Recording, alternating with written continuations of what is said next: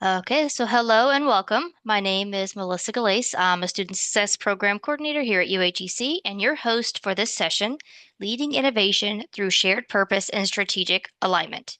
By joining us today, you acknowledge that this session is being recorded and will be shared with TLC-related materials. Microphones will be muted for this presentation, but we encourage you to post questions and comments in the chat. Also, we have enabled live transcription. If you would like to use it, click the Show Captions button at the bottom of your Zoom window. Now I am pleased to introduce your presenter. Jessica L. White is the inaugural Assistant Dean for Innovation and Teaching and Learning at the a Clinical Assistant Professor with the School of Nursing at the University of North Carolina at Chapel Hill. She holds an EDS in Instructional Design and Technology and a PhD in Educational Leadership. Jessica has worked with an adult learners and faculties in roles including instructor, career counseling and coaching, and instructional design. Jessica enjoys partnering with faculty to create courses and learning materials for student success. The floor is yours, Jessica.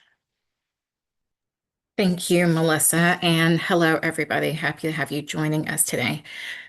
Starting this position as an assistant dean last year has really led me to work to find some of these shared purposes and strategic alignment, as well as some shared vision. We'll want to talk about the current landscape first.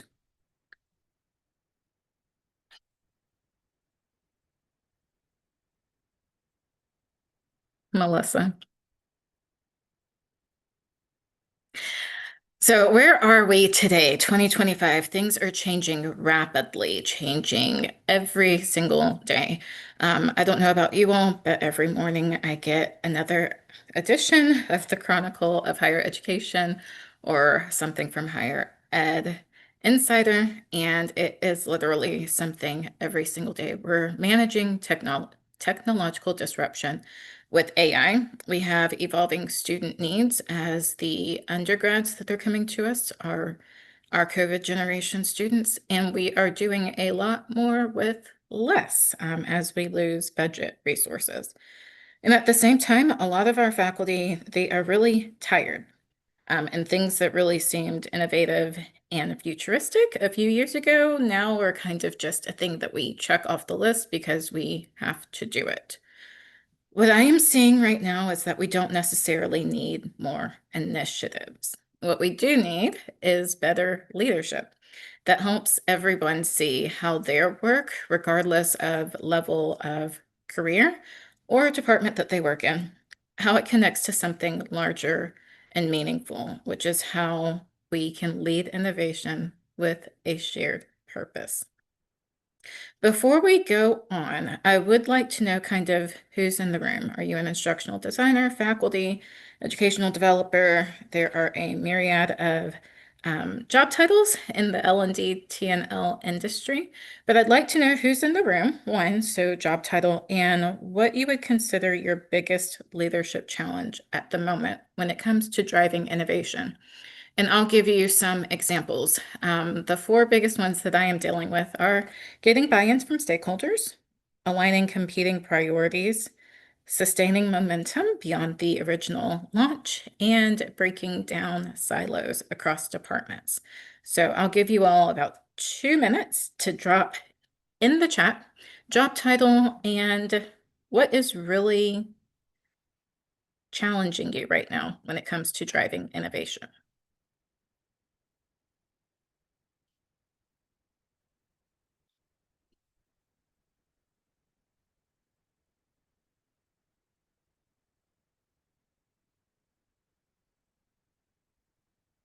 Competing priorities, technical constraints, and that's from assessment.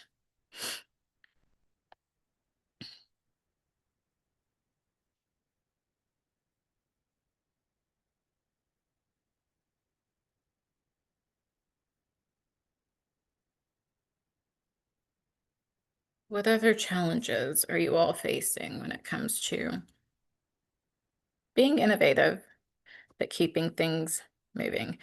Oh, reorg, yes, dealing with one of those too. Challenges and leadership, yep, with no stability, or leadership changes every very frequently. Any other challenges before we jump to our objectives?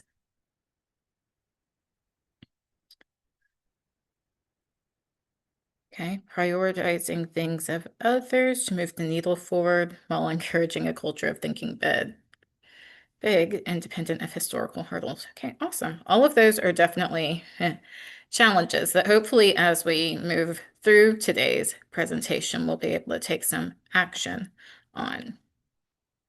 Technical and product limitations and time. Yeah. So our next slide has our session objectives on it. So we will be looking at how to articulate that role of a shared vision when you are trying to foster innovation and continuous learning, identifying strategies for aligning institutional priorities, especially with teaching and learning initiatives, because a lot of times things are pushed top down in institutions, and also look at applying leadership practices that cultivate shared purpose and strategic alignment. So let's talk about why vision matters. Without vision, really every initiative feels like a top-down mandate. It's like the dean mentioned this, the provost said this, the chancellor wants us to go with that. And innovation then becomes synonymous with, okay, you're not taking anything away from me, you are simply adding more to my plate, which means that we work in silos and then also wonder why initiatives fizzle out. When leaders are able to cultivate a shared vision, and that is one where everyone sees themselves as a co-creator rather than just an executor or someone being told to do things, everything does shift. Being innovative and building innovation becomes about meaningful progress towards something that we all care about. And that's really the difference between compliance and commitment. Compliance and commitment are another thing that I am dealing right now as we are all working to address accessibility issues by April 2026. So it's the thing of making sure everyone realizes the reason why it is important and helping them move the needle from, okay, fine, I'm compliant, to, okay, I see this as meaningful and it will help my students, therefore I'm committed to doing it and doing it the right way. So the entire conference was really based off of learning organizations, the theme and everything. And Peter Senge is a person who did a lot of work on learning organizations and also gives us a very powerful framework. The 5 disciplines that he identified are personal mastery, mental models, the one we're talking about today, shared vision, team learning, systems thinking. These disciplines really enable organizations to continuously learn and adapt. And the adapt right now, I think, is super important for all of us because while higher ed is taking a little while to change and it always moves slow, being able to adapt means that we can move on things a little bit more quickly. So shared vision connects to all of these other pieces of this framework. And Senge argued that shared vision isn't about the leader's vision. It's really about creating conditions where individuals can connect their personal goals to a collective purpose. So what is meant by shared vision? It's not a strategic plan. It's not what's on the website. It's not a school's mission or vision statement even. Shared vision is more alive. It's definitely more personal because you want people to act upon it. Vision is a picture of the future that we want others in the institution to see themselves creating together, which is why it's important that we really do build a shared purpose and align it with everyone's work. Shared vision connects value with purpose, and it is co-created. It's not one person's mandate. It's not pushed down from the top. We cultivate it through shared dialogue, and that is how it is made super meaningful. So we're going to do a reflection activity, and I'll give you all about 5 minutes for this. Think about a recent innovation initiative at your institution, place of work, whatnot, a new technology rollout. curriculum redesign, or even a pedagogical shift. Think about how the vision was communicated. Did the people who were implementing it see themselves as co-creators shaping something meaningful or as implementers of someone else's vision? What happened? So think about those and kind of reflect on what worked and what didn't. And if you feel comfortable putting it in the chat without identifying names, feel free to do that as well.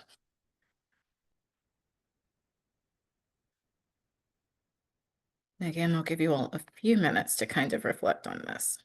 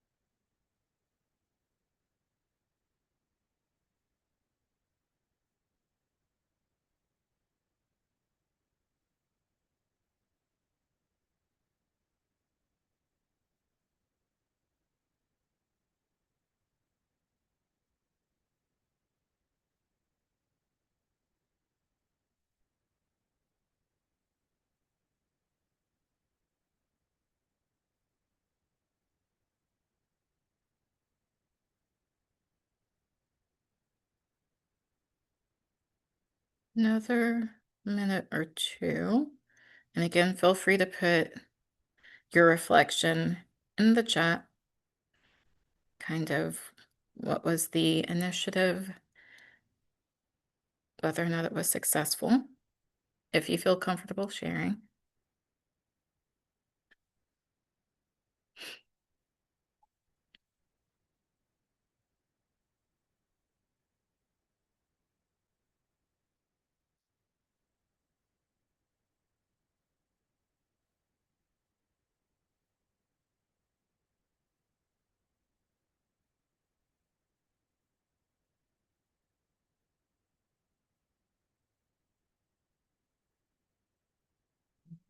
We have some in the chat, and I'll give you all an example of mine.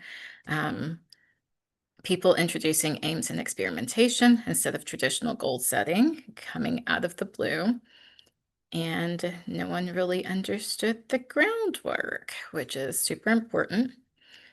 Another, all initiatives were implementers, and the administrative level was always the creator. Yeah, it does stimulate creativity because people from the bottom aren't able to share things upward. An example of mine is this time last year, faculty decided that they wanted to move one of our graduate programs online, or all of our graduate programs for our Master of Science in Nursing and Doctor of Nursing Practice courses. Vision was not clearly communicated. I started my job last August. By October, they had made the decision, and then it was full steam ahead. And what we have run into is a lot of people not really understanding why the decision was made, how they are supposed to implement their courses in an online format. They really don't see themselves as co-creators.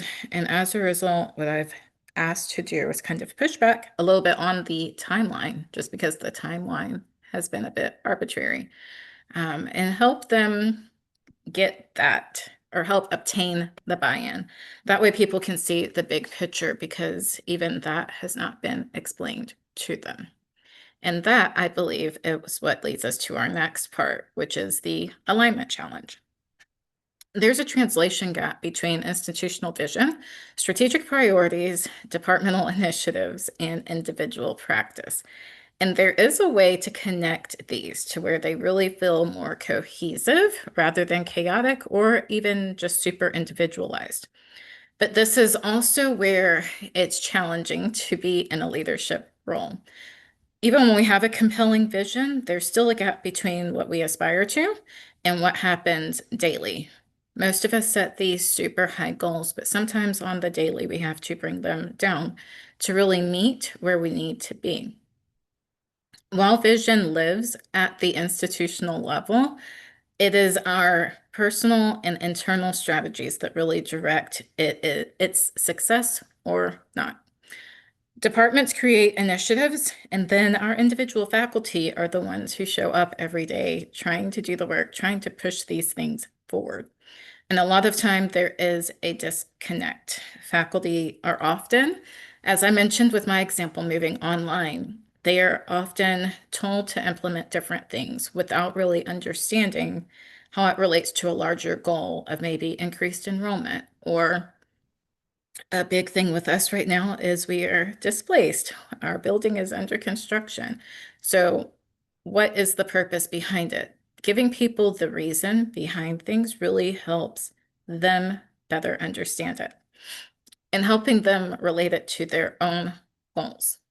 So how do we align these things to ensure innovation is more coherent rather than chaotic? That's where strategic alignment comes into place. So here is a framework that I am working through with my faculty right now, and it can be adapted to your individual institutional context. The first thing that we want to do is define that shared purpose. Can't really lead innovation or do anything else until everybody's on the same page.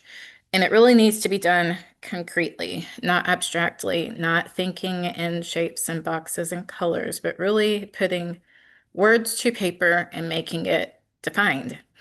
Identifying what problem we're solving and why does it matter? Why does it matter to the people who are doing it? Why does it matter to the institution?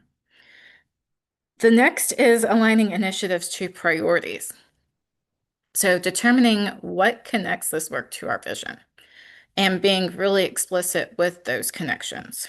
When a new initiative is introduced, explaining really how it advances the vision and identifying what you can stop doing, because not every initiative requires the exact same actions as a previous initiative.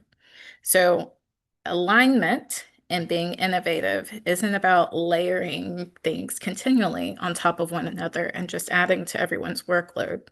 It's really about focusing and streamlining work. And then last, share those results with data and stories. People do need to see that the work that they're doing is making a difference. The numbers matter, but so do impact.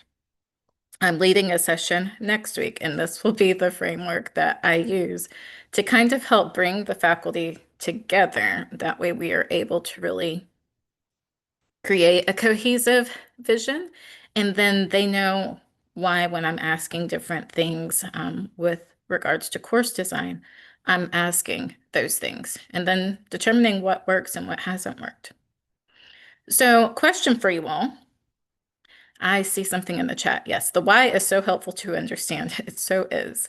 Um, what's the biggest barrier to strategic alignment at your institution? I put a few options in here.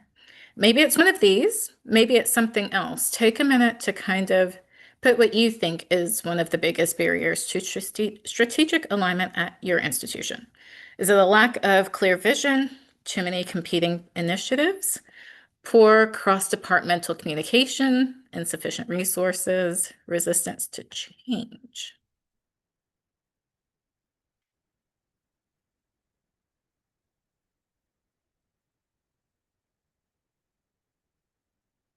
All of them.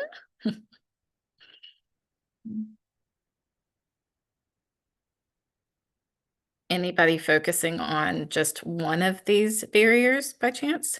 Oh, yes, the timing of the ask. Yes. And competing initiatives.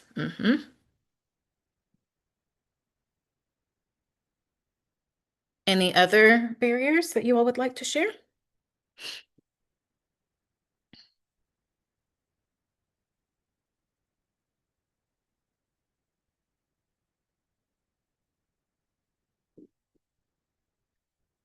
Personally, I will say too many competing initiatives and then poor communication, as well as resistance to change, are things that I have dealt with in my career.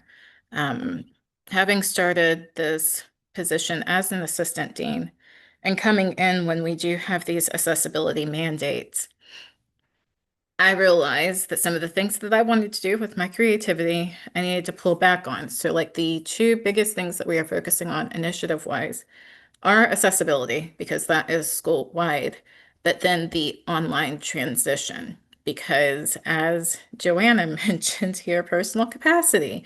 Yes, you can't really do a ton of things without the energy. And sometimes we are able to put in and we move the needle, but when you keep adding things to everybody, it makes it harder. So let's discuss some leadership practices that sustain innovation. What specific leadership practices really help us move from ideas to sustained innovation? And we'll talk about breaking down silos, engaging in dialogue with difference, building inclusive structures, translating change into meaningful practice, and then creating and sustaining momentum. So, first, breaking down silos. This really is one of the biggest ones that I see. Innovation requires cross-departmental and cross-function collaboration. You can't have innovation in a vacuum with one or two people who work side by side each other every day. So instead of conducting, for instance, parallel curriculum reviews for each program, it's better to create a cross-departmental team to identify those shared challenges and identify solutions that could be helpful. Breaking down silos does seem to be something that we say often, but it does require intentionality. Innovation doesn't really happen with these strict lines. It does require us to color outside of the lines and to push boundaries to make different things happen. A lot of times, the best solutions tend to emerge when people with different expertise, backgrounds, and perspectives collaborate because we're learning from one another. So, as leaders, we should be able to create structures that facilitate cross departmental working groups, allow people to share information transparently, that provides rewards for collaboration and makes those connections visible. The next is one thing that I like to do, which is engaging in dialogue with difference. A lot of times, being in leadership requires a mind shift. It's not so much how do I convince them, but it's more a perspective that I take, which is what can I learn from others to understand why they may be acting the way that they are or why they are pushing back. So it's important to engage in dialogue with people who are different from us. And this is where we really build that shared vision. A lot of times we try to get buy-in by convincing others and not really understanding the frame of reference or viewpoint that they are coming from. We also try to defend our ideas and actions instead of seeking to listen to understand. It's important to remember that people who argue with us or dissent with different visions and decisions that we make, they're not necessarily obstacles or things that make us go automatic no. I see people who may say, I don't want to do that, or are you asking me to do that? As really an opportunity for me to ask further questions and figure out why they're asking that question, but also as an opportunity for me to be more creative and strengthen my thinking, especially before I present something. We want to create safe spaces for people to have these conversations and then really incorporate any feedback that they provide to us visibly. That way, they don't feel as though it's going in one ear and out the other, as we sometimes do feel with leaders. People do need to see that their input has actually changed the outcome and the direction that we are going in. The next is building inclusive structures. And inclusivity is something I am all about. A lot of times I ask who's not in the room that needs to be in the room. Whose perspective are we missing? Because it goes beyond disability, it goes beyond skin color, it goes beyond even gender. But we want to make sure that we have broad ownership. And that is why we need to build inclusive structures. So that means moving beyond tokenism to really being genuinely inclusive in decision making, ensuring that the people who need to be in the room are in the room where it happens, like from Hamilton. But where or how does that happen?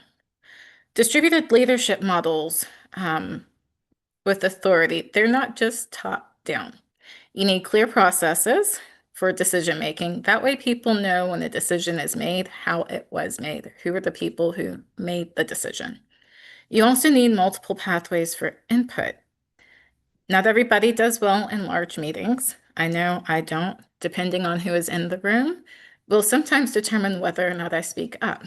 So you always want to ask the question, who's not here who needs to be? Whose voice do we need to hear that we're not hearing from? Representation matters. It's important for everyone to see themselves reflected. So it's important for faculty to see themselves reflected in leadership and on other teams. That is what helps all of us to see things as more relevant to the work that we do and see ourselves as being included. The fourth is translating change into meaningful practice. And how does this happen? If faculty can't answer the question, how does this help my students? That means we are doing something wrong. We want faculty to be focused on how to help their students, not necessarily just how to get them to pass a quiz or pass a test or even pass a certification exam, but determine how to really help their students. As academic leaders, we really have to make innovation feel energizing rather than demoralizing, as it can often feel, which means that we have to translate institutional practices really into meaningful practice. How do we do that? We really celebrate early wins. We learn from failures. Every time something goes wrong, I put it in the column of didn't work. Doesn't mean that I won't try it again, but I know it didn't work for this particular instance. I also notate what I could have done better. That way I'm learning from mistakes, learning from not necessarily failures, but growing from them as well. Innovation really requires experimentation. They don't intertwine exactly, but it does mean that everything will not work. To be innovative, you have to be willing to put yourself out there, try things over and over again, knowing that the first 5 times you try, they may not be successful. It may be the seventh time that it is. If we only focus on perfection, we really discourage that risk taking that is so inherently needed in innovation. The last is creating and sustaining momentum. So the momentum cycle is purpose, action, results, refinement, then purpose. Our last step here is creating and sustaining momentum. And this brings us really full circle on that framework. You want to define the shared purpose clearly and repeatedly. Bring everybody back to that bottom line of what it is that you are trying to do, what you need to do, and how you need to do it. Keep in mind, people need to hear things multiple ways, multiple times before it sinks in. Align those initiatives with priorities and share things with both data and stories. That way people can see that we're not the only ones sometimes doing things one way or another, or even doing things wrong. Numbers do show skill. Stories show the impact on us as humans. Momentum isn't linear. It really is cyclical, and we have to ground ourselves in purpose while taking action, examining results, refining our results, and then reconnecting to purpose. So I have a scenario that I'd like you all to kind of take a few minutes to work through. Take, for instance, you're leading a cross-functional team to implement a new competency-based assessment model. Initial enthusiasm is fading. Faculty are feeling overwhelmed. Some departments are even resisting, and resources are limited. So consider these questions for me, and we can come off mic to discuss them. But let's discuss and determine how would you reconnect this initiative to a shared purpose? What alignment strategy would you use? And which leadership practice would you prioritize and why?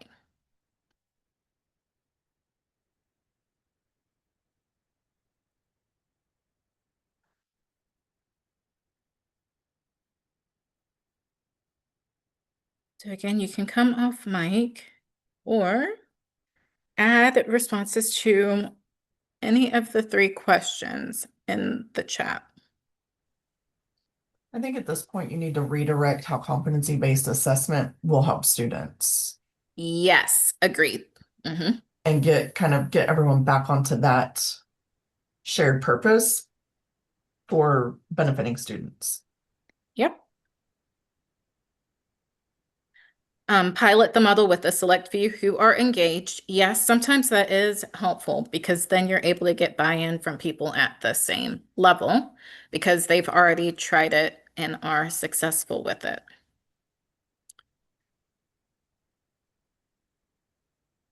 Any other responses to these questions? Reconnecting the initiative to the shared purpose. One way to do that is bring it back to the students.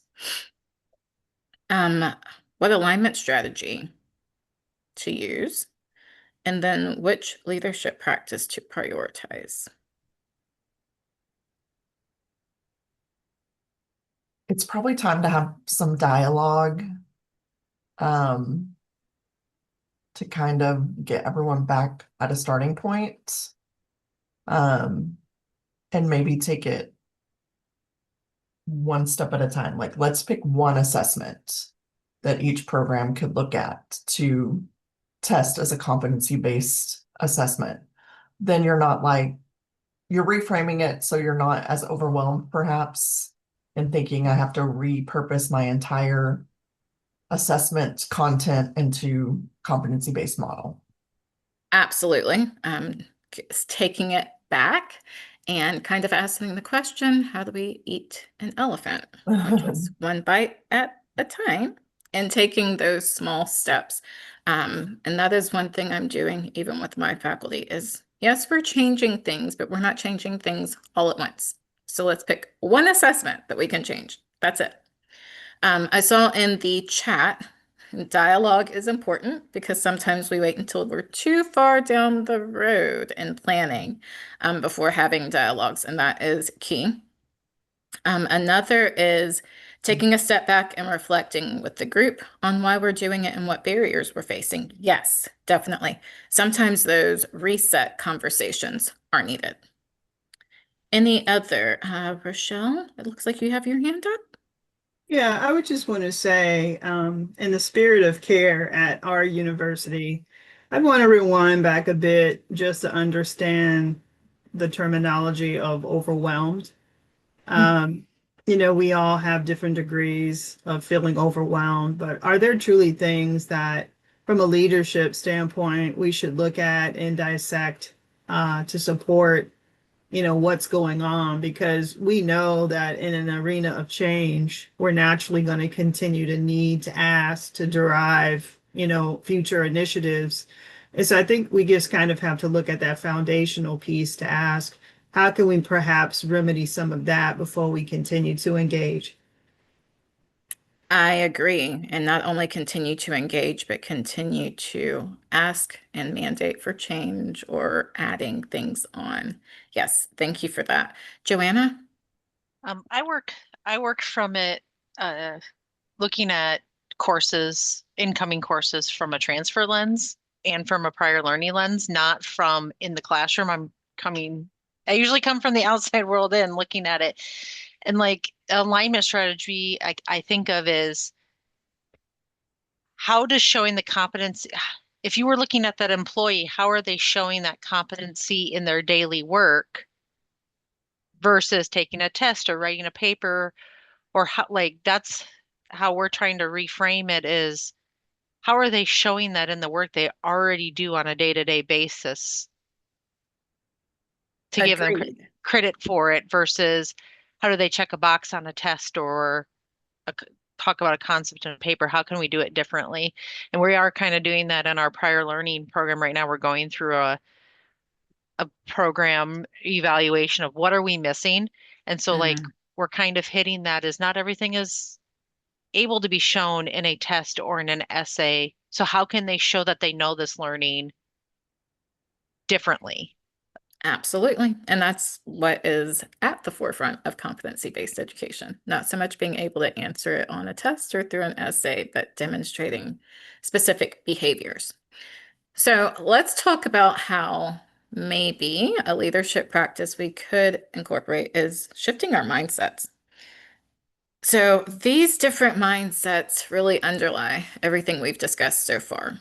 So we're moving forward from command and control and dictating to really co-creating, from selling the vision to building it together, from adding initiatives to really focusing strategically on things that matter and maybe doing fewer things better instead of doing all the things and nothing's really great. From chasing quick wins to building sustainable momentum.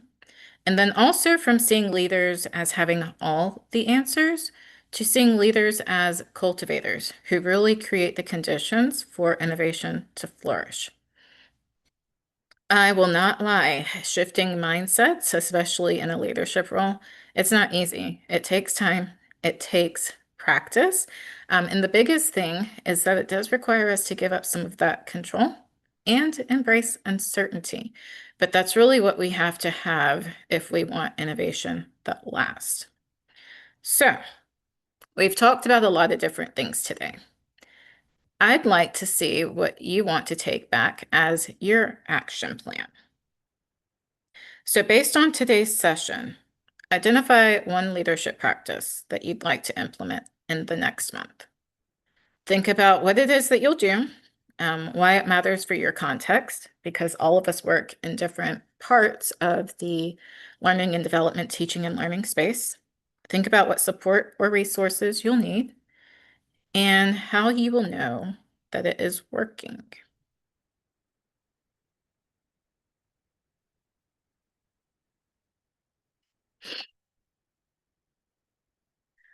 Questions that we want to keep asking.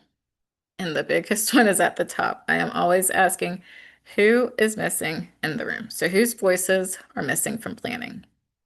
Identifying how are we making connections visible? How can we stop? What can we stop doing to create focus? Because a lot of times we are doing all the things, and sometimes we just need to slow down and focus on a few things. And then another question to keep asking is how to celebrate learning and not just success. So, final thoughts for today. We really have an opportunity to shape learning organizations where innovation energizes rather than exhaust everyone. But leading innovation requires courage, discipline, humility, patience.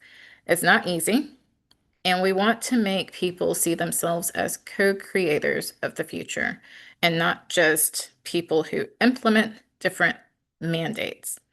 So that courage, discipline, humility, and patience, those are super huge. And it looks like we have about 5 minutes left. So I want to open up the floor for any questions, comments, discussion.